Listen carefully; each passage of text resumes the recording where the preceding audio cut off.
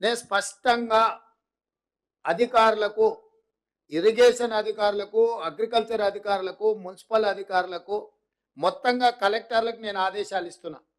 హైదరాబాద్లో ఏ విధంగా అయితే లేక్ ప్రొటెక్షన్ కోసం మనం హైడ్రా పెట్టి ఒక ప్రత్యేకంగా డ్రైవ్ మొదలు పెట్టినమో, కొంతమంది స్వార్థపరులు ఈ చెరువులను ఆక్రమించుకొని వాళ్ళు ఇల్లు కట్టుకోవడము, ఫామ్ హౌస్లు కట్టుకోవడమో, లేకపోతే ఆ స్థలాలను ఆక్రమించి లేఅవుట్లు వేసి అమ్ముకోవడం ఏదైతే చేస్తున్నారో ఇది క్షమించరాని నేరము. ఇవాళ ప్రకృతి వైపరీత్యానికంటే కూడా ఇలాంటి ఆక్రమణదారులు చేసిన తప్పుడు చర్యల వల్ల తీరని నష్టం మనకు జరుగుతున్నది. దీనికి ఎక్కడో ఒక దగ్గర పులి స్టాప్ పెట్టవలసిన బాధ్యత ప్రభుత్వం మీద ఉన్నది. అందుకే ఎంత ఒత్తిడి వచ్చినా వెనక్కి తగ్గకుండా హైడ్రాన్ తీసుకొచ్చి అధికారులను అప్రమత్తం చేసి ప్రభుత్వం దగ్గర ఉన్న లేక్లకు సంబంధించి, చెరువులకు సంబంధించిన వివరాలను సేకరించి full tank level, buffer zone, అదేవిధంగా క్యాచ్మెంట్ ఏరియాలో అంటే నాలాలు ఏవైతే ఆక్రమించుకున్నో వాటి అన్నిటిని కూడా తొలగించే కార్యక్రమం చేపట్టినాం. ఇవాళ ఇది జిల్లాలకు కూడా విస్తరించాలి అని చెప్పి డిమాండ్ వస్తుంది. నేను అనేది ఏంటంటే హైదరాబాద్ పరిమితిలో ఒక ఏర్పాటు చేసిన యంత్రాంగము, జిల్లాలలో కూడా మీరు ఇట్లాంటిది ఒక సిస్టమ్ని ఎవాల్వ్ చేసుకోండి. ఎవరున్నా తొలగించాల్సిందే. ప్రకృతి మీద మనం దాడి చేస్తే ప్రకృతి మన మీద దాడి చేస్తుంది. ఈ గుణపాఠం జరిగిన సంఘటనల నుంచి మనం నేర్చుకోవాలి. మనిషి అనే వాడికి ఆలోచన చేసే శక్తి ఉంది కాబట్టి ప్రకృతిని మనం చెరబట్టాలని చూస్తే ఆ ప్రకృతి ప్రకోపిస్తే ఏం జరుగుతుందో మనం కళ్ళతో చూస్తున్నాము. అది ఉత్తరాఖండ్ కావచ్చు, లేకపోతే తెలంగాణ కావచ్చు, విజయవాడ కావచ్చు, లేకపోతే హైదరాబాద్ కావచ్చు. ఎక్కడైనా ప్రకృతి మీద మనం దాడి చేస్తే అది తప్పకుండా దాని యొక్క దుష్ఫలితాలు మనం చవి చూడవలసిన పరిస్థితి ఉంది.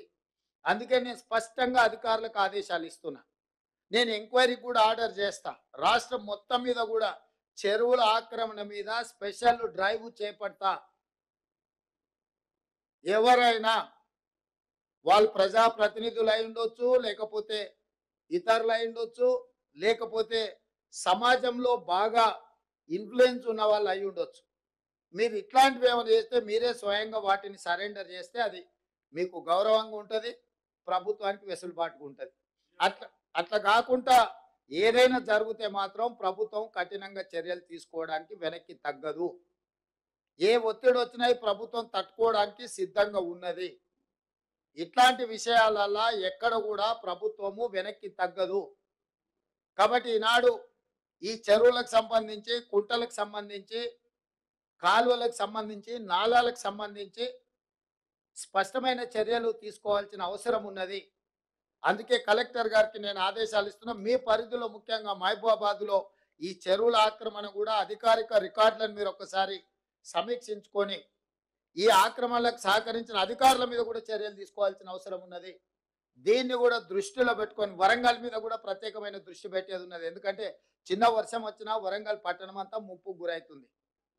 మేము కొన్ని చర్యలు చేపట్టడం వల్ల గత 3 రోజులుగా అత్యధిక వర్షాలు వచ్చినా హైదరాబాద్లో కొంత నియంత్రించగలిగినాము. నాలాల ఎంక్రోచ్మెంట్ రామ్నగర్లో ఒక్క నాలా ఎంక్రోచ్మెంట్ తొలగిస్తే నా రామ్నగర్ ఏరియా మొత్తం వరదలో మునిగిపోకుండా ఈరోజు ఆ రామ్నగర్ ప్రజల్ని కాపాడగలిగినాం. అంటే ఒక్క నాలా తొలగిస్తేనే ఇంత సహాయము జరిగింది. కాబట్టి నాలాల ఆక్రమణను కూడా ప్రభుత్వం ఉపేక్షించదు.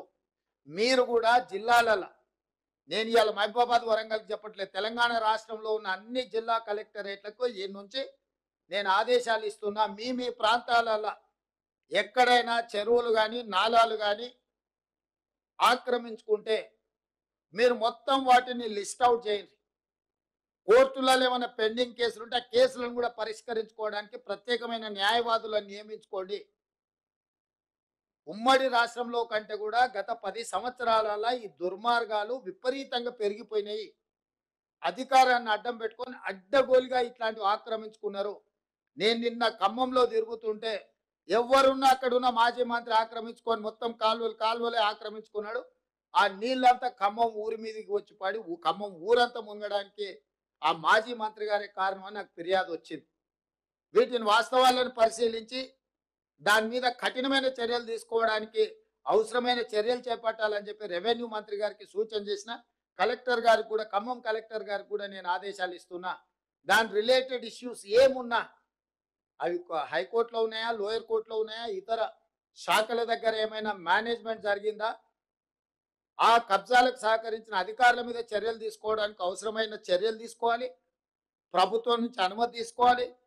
కోర్టులలో ఏమైనా కేసులు పెండింగ్ ఉంటే వాటి మీద కూడా స్పష్టమైన నిర్ణయం తీసుకోవాలి. ఎందుకంటే ఇంకా ఉపేక్షిస్తే ఇంకా అది మనల్ని కబలిస్తుంది. ఇవాళ జరుగుతున్న పరిణామాలు, పేదోళ్ళ ప్రాణాలు, ఆస్తుల నష్టం పోయిన తర్వాత కూడా ఇంకా ప్రభుత్వం మీనమేషాలు లెక్క పెట్టుకుంటూ కూర్చుంటే ఇది మంచిది కాదు.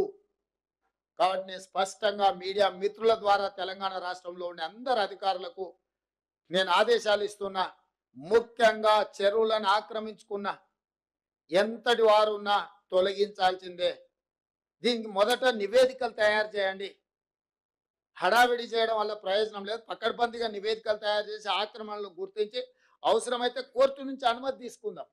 ఈ ఆక్రమణలు తొలగించడానికి విధి విధానాలు పాటించుకుంటూనే పక్కాగా చర్యలు తీసుకుందాము. ప్రభుత్వం ఇది ఒక ప్రత్యేక కార్యాచరణ కింద తీసుకుంటుంది. ఈ ప్రభుత్వం ప్రాధాన్యతతో కూడుకున్న పనులలో చెరువుల యొక్క ఆక్రమణలను, నాలాల ఆక్రమణలను తొలగించేది చాలా అత్యంత ప్రాధాన్యతతో కూడిన కార్యక్రమంగా తీసుకుంటాం. మేము రకరకాలుగా స్పందిస్తున్నారు నాయకులు. కొంతమంది ఈయననే ఇప్పుడే ముఖ్యమంత్రి అయినా, ఇప్పుడే వచ్చిండా.